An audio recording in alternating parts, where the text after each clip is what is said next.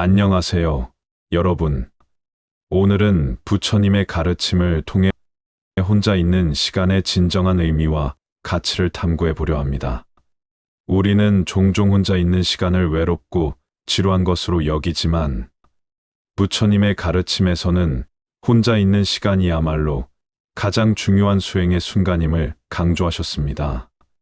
부처님께서는 무소의 뿔처럼 혼자서 가라 수타니파타라고 말씀하셨습니다. 이는 단순히 세상과 단절하고 혼자 살아가라는 의미가 아니라 외부의 시선과 사회적 조건에 얽매이지 않고 내면의 지혜와 평온을 찾으라는 가르침입니다. 현대 사회에서 우리는 끊임없는 소음과 자극 속에서 살고 있으며 타인과의 관계 속에서 자신의 가치를 확인하려는 경향이 있습니다. 그러나 부처님께서는 진정한 평온과 깨달음은 외부에서가 아니라 오직 자신의 내면에서 찾아야 한다고 말씀하셨습니다. 우리는 보통 혼자 있는 시간을 견디기 힘들어합니다. 외로움이라는 감정이 몰려오고 무언가를 하지 않으면 불안해지기도 합니다. 하지만 부처님의 가르침에 따르면 이러한 감정들은 모두 두카, 괴로움의 일부이며 집착에서 비롯된 것입니다. 우리는 늘 무언가를 해야 한다는 강박에 사로잡혀 있으며 타인과의 관계에서만 의미를 찾으려 합니다. 하지만 혼자 있는 시간을 부정적으로 여기기보다는 그것을 수행의 시간으로 바라볼 때 우리는 내면의 힘을 발견하고 더욱 강한 존재로 거듭날 수 있습니다. 부처님께서는 수행자들에게 사마타, 마음의 고요와 이빠사나 통찰의 실천을 강조하셨습니다. 혼자 있는 시간을 효과적으로 활용하기 위해서는 마음을 고요히 하는 훈련과 자신의 내면을 깊이 관찰하는 지혜가 필요합니다. 혼자 있는 순간이 많아질수록 우리는 세상의 소음에서 벗어나 자신의 본래의 모습을 마주할 수 있으며 이를 통해 삶의 진정한 의미를 깨달을 수 있습니다. 그래서 오늘 우리는 혼자 있는 시간을 어떻게 하면 보다 가치 있고 의미 있게 보낼 수 있는지, 그리고 그 시간을 통해 어떻게 내면의 성장을 이끌어낼 수 있는지 깊이 탐구해 보려 합니다. 우리의 목표는 단순히 외로움을 견디는 것이 아닙니다. 혼자 있는 시간을 통해 오히려 더 강해지고 내면의 평화를 찾으며 스스로를 이해하고 성장할 수 있는 방법을 배우는 것입니다. 부처님의 가르침을 따라 오늘 우리는 혼자 있는 시간을 바라보는 새로운 관점을 배울 것입니다. 그리고 그 시간을 삶의 질을 높이는 기회로 전환시키는 방법을 탐색하며 혼자 있음 속에서도 평온과 만족을 찾을 수 있도록 도와줄 실천법을 익힐 것입니다. 혼자임을 두려워하지 않고 오히려 그것을 즐기며 자신을 재발견하는 법을 배우는 여정에 여러분을 초대합니다. 1. 자기 성찰. 이제 우리는 자기 성찰의 중요성을 논의하며 혼자 있는 시간을 의미 있게 활용하는 첫 번째 전략으로 들어가 보겠습니다. 현대 사회에서 우리는 끊임없이 바쁘게 살아가며 하루에도 수십 가지의 정보와 자극을 받으며 정신없이 흘러가는 시간을 경험합니다. 이렇게 외부 세계에 집중한 채 살아가다 보면 우리는 자신을 돌아보는 시간을 점점 잃어버리게 됩니다. 그러나 부처님께서는 진정한 깨달음과 평화는 외부에서가 아니라 자신의 내면에서 찾아야 한다고 강조하셨습니다. 사띠와 자기 성찰. 불교에서는 사띠라는 수행을 통해 우리가 자신의 마음을 관찰하고 내면의 진실을 마주하는 것이 중요하다고 가르칩니다. 사띠는 단순한 집중이 아니라 현재 순간에 대한 깊은 자각과 깨어있음을 의미합니다. 즉, 우리는 단순히 시간을 보내는 것이 아니라 그 시간을 통해 자신을 깊이 바라보고 스스로를 이해하며 변화와 성장을 위한 길을 찾아야 합니다. 예를 들어, 혼자 있는 시간에 우리는 종종 외로움을 느끼거나 과거의 실수에 대한 후회, 미래에 대한 불안을 반복해서 떠올리곤 합니다. 하지만 삿띠를 실천하는 사람은 그러한 생각과 감정을 있는 그대로 관찰하며 그것에 휘둘리지 않습니다. 이 감정이 어디에서 오는가? 나는 왜 이런 생각을 하고 있는가? 라고 자문하며 감정을 객관적으로 바라보는 연습을 합니다. 이를 통해 우리는 감정에 휩쓸리는 것이 아니라 그것을 이해하고 다스릴 수 있는 힘을 기르게 됩니다. 사마타와 윗바사나 명상을 통한 내면 탐구. 부처님께서는 이러한 자기 성찰을 돕는 수행으로 사마타 명상과 윗바사나 명상을 권장하셨습니다. 사마타 명상은 마음을 한 가지 대상에 집중하여 내면의 동요를 가라앉히는 연습입니다.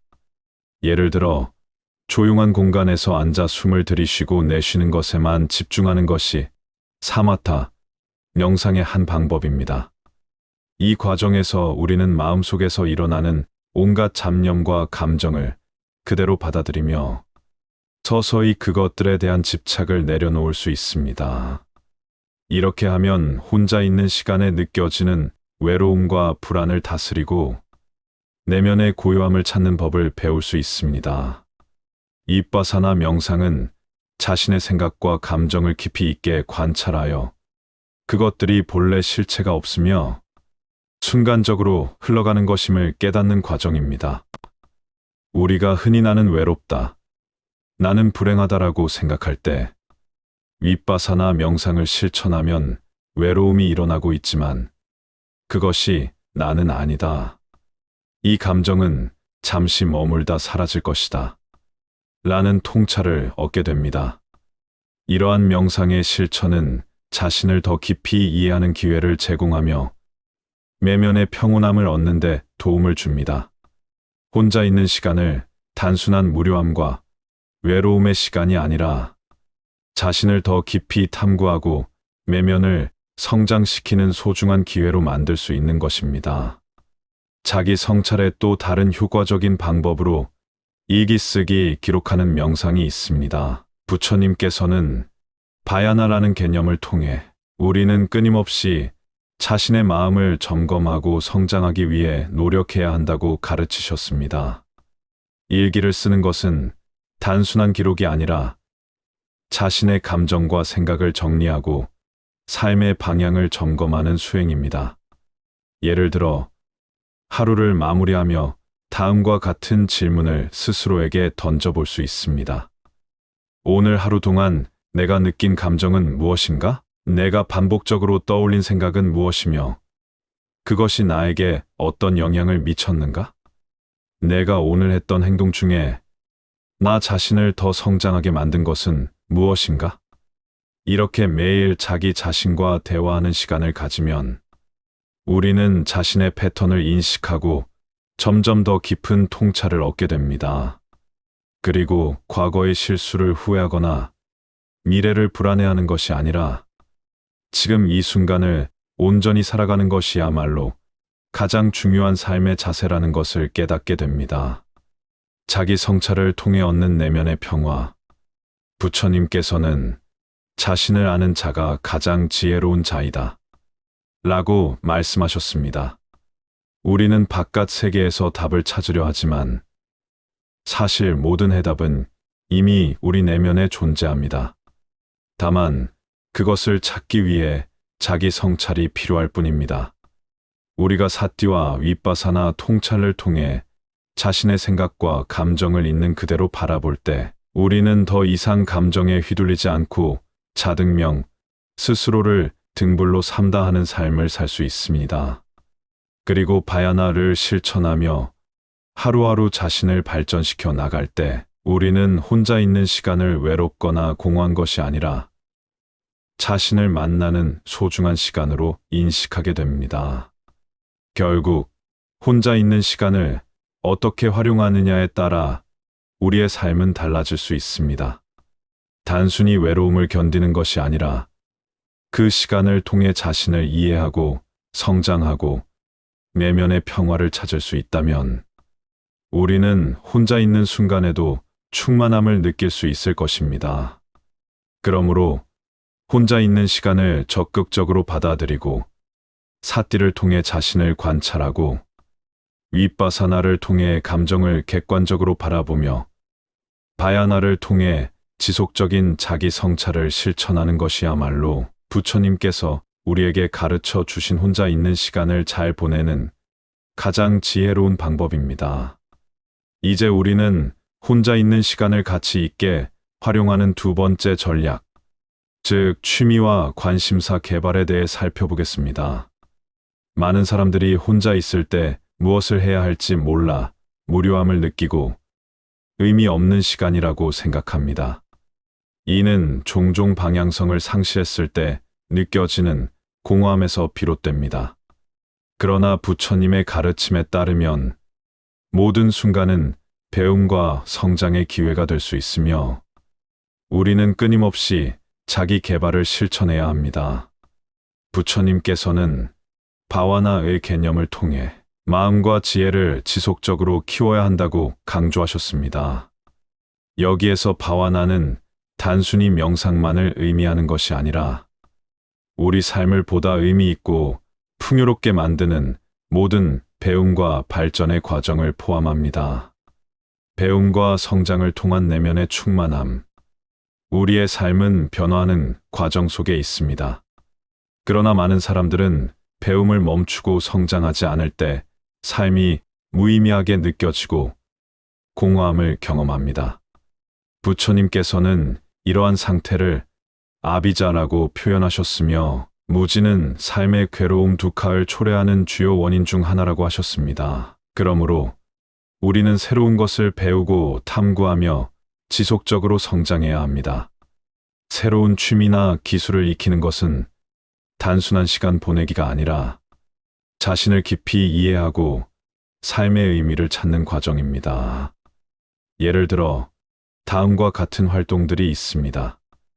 미술, 음악, 요리 등 창작 활동이는 사마디의 집중과 몰입의 수행의 한 형태로 특정한 활동에 깊이 몰입하는 순간 우리는 번뇌에서 벗어나 내면의 평온을 찾을 수 있습니다. 책 읽기, 철학 공부, 새로운 언어 배우기 이는 파냐로 이어져 세상을 보는 시야를, 현실을 더 명확하게 이해할 수 있도록 돕습니다. 운동, 요가, 무술 연습이는 몸과 마음을 함께 단련하는 방법이며 부처님께서 강조하신 정진을 실천하는 과정이 됩니다. 이러한 활동들은 모두 단순한 취미를 넘어서 우리의 내면을 성장시키고 집중력을 높이며 자기 탐구의 기회를 제공합니다. 자기 발견의 과정. 나는 무엇을 원하는가? 부처님께서는 깨달음을 향한 길에서 가장 중요한 것이 자기 자신을 깊이 이해하는 것이라고 말씀하셨습니다. 많은 사람들이 혼자 있는 시간을 낭비하는 이유는 자신이 무엇을 좋아하고 무엇을 잘하는지 모르기 때문입니다. 우리가 새로운 취미와 관심사를 탐구할 때 우리는 다음과 같은 질문을 던져야 합니다. 나는 어떤 활동을 할 때 가장 즐거운가? 나는 무엇을 배우고 성장할 때 만족감을 느끼는가? 나는 어떤 기술을 익힐 때 세상에 도움이 될 수 있는가? 이러한 질문들을 스스로에게 던지는 과정은 단순한 흥미를 넘어서 담마와 연결될 수 있습니다. 우리는 새로운 경험을 통해 자신을 이해하고 세상과 조화를 이루며 살아갈 수 있는 방법을 찾게 됩니다. 혼자 있는 시간을 의미 있게 보내는 부처님께서는 스스로를 의지하라, 외부에서 답을 찾으려 하지 마라고 말씀하셨습니다. 이는 우리가 혼자 있는 시간을 두려워할 것이 아니라 그 시간을 통해 자기 개발과 성장을 위한 기회로 삼아야 한다는 뜻입니다. 예를 들어 불교 수행자들은 한적한 숲이나 고요한 공간에서 홀로 수행하며 담마비자야를 실천합니다. 이 과정에서 그들은 명상뿐만 아니라 책을 읽고 경전을 연구하며 내면의 통찰을 키우는 활동을 병행합니다. 일반적인 일상 속에서도 우리는 이와 같은 방식으로 혼자 있는 시간을 보다 의미 있게 활용할 수 있습니다. 정해진 시간에 새로운 것을 배운다. 하루 중 일정 시간을 정하여 독서, 새로운 언어 학습, 악기 연습 등을 하는 습관을 기릅니다. 이 창조적인 활동을 한다. 그림을 그리거나 글을 쓰거나 음악을 연주하며 자신의 내면을 표현하는 시간을 가져봅니다. 자연 속에서 시간을 보낸다. 자연과 교감하며 자신의 마음을 정화하고 마음 챙김의 실천을 이처럼 혼자 있는 시간을 단순한 무료한 시간이 아니라 자신을 성장시키고 내면을 채우는 시간으로 전환할 수 있습니다. 자기 개발을 통한 내면의 충만함. 부처님께서는 삶의 의미를 찾기 위해서는 끊임없이 배우고 성장하며 수행해야 한다고 가르치셨습니다.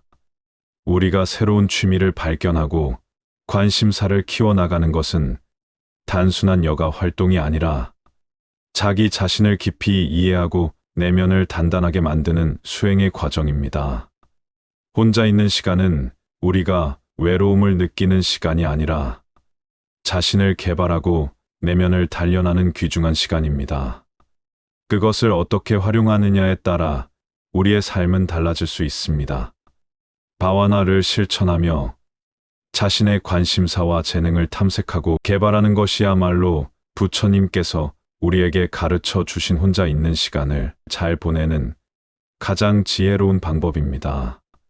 마지막으로 우리는 자연과의 교감을 통해 혼자 있는 시간의 질을 높이는 방법을 살펴보려 합니다. 현대의 도시 생활은 우리에게 많은 편리함과 기회를 제공하지만 동시에 자연과의 연결을 잃어버리게 만들기도 합니다. 우리는 거대한 건물 속에서 하루 종일 인공적인 소음과 불빛에 둘러싸여 살아가며 자연의 소리와 색깔, 그리고 그 순환하는 흐름을 점점 잊어갑니다. 그러나 부처님의 가르침에서는 자연과의 조화를 매우 중요한 수행 요소로 강조합니다. 부처님께서 깨달음을 얻으신 장소도 도심의 궁전이 아니라 보리수 아래였습니다. 부처님께서는 도시에서 벗어나 숲속에서 명상하며 자연과 함께 살아가셨고, 자연이 인간의 마음을 치유하고 깨달음으로 이끄는 중요한 역할을 한다는 것을 몸소 보여주셨습니다. 자연과의 단절은 단순히 우리가 신선한 공기를 마시지 못하는 문제를 넘어서 마음의 평온과 조화를 잃게 만드는 요소가 됩니다. 우리가 자연 속에서 보내는 시간은 단순한 휴식이 아니라 진정한 자기 발견과 내면의 평화를 찾는 과정입니다. 불교에서는 자연을 단순한 환경이 아니라 우리가 깨달음을 얻기 위해 함께 어우러져 살아가야 할 존재로 봅니다. 이러한 개념은 법신, 우주의 본질이 담긴 존재와 연결됩니다. 모든 자연은 법신의 일부이며 나무 한 그루, 바람 한 줄기, 그리고 흐르는 강물조차도 우리에게 삶의 진리를 가르쳐 줄 수 있습니다. 부처님께서는 다음과 같이 말씀하셨습니다. 바람의 흐름을 보라. 그것은 강함을 갖추었지만 부드럽게 흐른다. 산을 보라. 그것은 단단하지만 조용히 그 자리에 머문다. 너도 그러하라. 즉, 자연 속에 존재하는 모든 것들은 우리에게 삶의 태도를 가르쳐 줍니다. 바람은 강하면서도 부드러움을 유지하는 균형을, 나무는 흔들리지만 뿌리를 지키는 인내를, 강물은 흘러가면서도 스스로의 길을 만들어가는 지혜를 보여줍니다. 우리가 자연과 가까이 할 때 이러한 원리를 자연스럽게 깨닫게 되고 삶을 더 깊이 이해할 수 있습니다. 부처님께서는 아란야의 수행을 강조하시며 제자들에게도 자연 속에서 명상하고 내면을 돌아보라고 하셨습니다. 실제로 부처님께서는 제자들에게 숲속에서 정기적으로 수행할 것을 권장하셨으며 이렇게 자연과 함께하는 시간이 수행을 더욱 깊이 있게 만들어준다고 하셨습니다. 우리가 숲속에서 걷거나 강가에 앉아 흐르는 물소리를 듣는 것은 단순한 신체 활동이 아닙니다. 그것은 하나의 행선입니다. 걷는 동안 우리는 다음과 같은 점을 의식적으로 수행할 수 있습니다. 발을 땅에 디딜 때마다 나는 여기에 있다라고 인식하기. 바람의 흐름을 느끼면서 이 순간 나는 존재한다라고 깨닫기. 새소리, 나무잎이 흔들리는 소리를 들으며 감각을 확장하기. 이러한 과정에서 우리는 일상의 소음과 혼란에서 벗어나 자연의 흐름에 동화되면서 내면의 평온을 찾을 수 있습니다. 자연과 수행 바야 다르마, 외부 세계로부터 배우는 법. 불교에서 깨달음은 반드시 좌선에서만 이루어지는 것이 아닙니다. 자연과의 교감을 통해서도 우리는 지혜를 얻을 수 있습니다. 이것을 바야 다르마, 외부 세계로부터 배우는 법라고 합니다. 예를 들어 자연 속에서 다음과 같은 배움을 얻을 수 있습니다. 강물의 흐름, 삶의 모든 것은 흘러간다. 지금의 괴로움도 결국 사라진다. 나무의 성장, 인내하고 노력하는 모든 것은 반드시 자라난다. 바람의 움직임, 삶은 변하지만 그것은 자연스러운 것이다. 변화에 저항하지 말자. 이처럼 자연은 우리가 일상에서 깨닫기 어려운 진리들을 가르쳐 줍니다. 도시 속에서도 자연과 함께하는 우리가 항상 숲속에서 생활할 수는 없지만 도시 생활 속에서도 자연과 연결되는 방법을 찾을 수 있습니다. 공원에서 정기적으로 산책하기. 매일 30분이라도 자연 속을 걷는 것은 큰 변화를 가져옵니다. 명상적으로 걷고 바람과 나무의 존재를 인식하며 자연과 연결되는 느낌을 가집니다. 이 창문을 열고 자연의 소리를 듣기, 바람이 스치는 소리, 새 소리를 들으며 감각을 깨웁니다. 반려식물 키우기. 식물을 키우면서 생명의 순환을 경험하고 이를 통해 자연과 연결됩니다. 내 명상 시 자연의 이미지 활용하기. 눈을 감고 숲속을 떠올리거나 바닷가의 파도를 상상하며 자연과 교감합니다. 부처님께서는 다음과 같은 말씀을 남기셨습니다. 모든 존재는 자연의 일부이며 자연을 떠나서는 존재할 수 없다. 우리는 자연 속에서 태어나고 다시 자연으로 돌아갑니다. 따라서 자연과 함께하는 시간은 단순한 휴식이 아니라 우리가 본래 자리로 돌아가는 과정입니다. 자연과의 교감을 통해 우리는 자신을 재충전하고 불안과 스트레스로부터 벗어나며 삶의 본질을 더욱 깊이 이해할 수 있습니다. 자연은 우리에게 항상 열려 있으며 우리가 언제든 돌아올 수 있는 마음의 안식처입니다. 이제 여러분도 자연과의 교감을 통해 혼자 있는 시간을 보다 의미 있고 충만한 시간으로 만들어 보지 않겠습니까?